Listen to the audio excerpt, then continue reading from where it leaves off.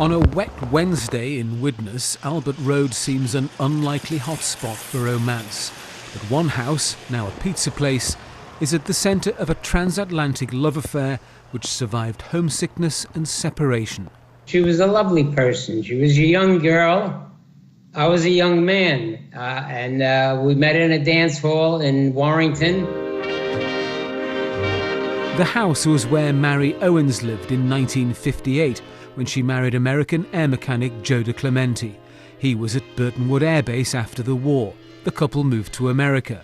When their first son Stephen was a few months old, Mary came back to Widnes to show off the new baby. But that was when things went awry. She was reluctant to go home. I think it was because the family were around her and a bit of baby blues, I suppose, and she was a bit more trepidation in going back.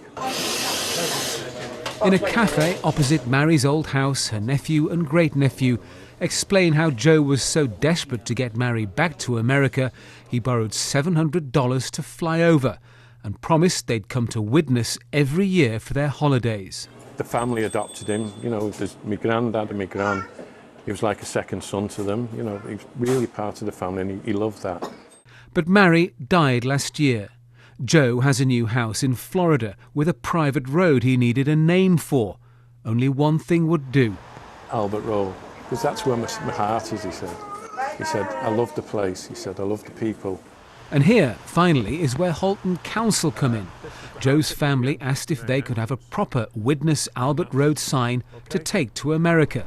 The council said yes, and Joe's family handed it over a few weeks ago.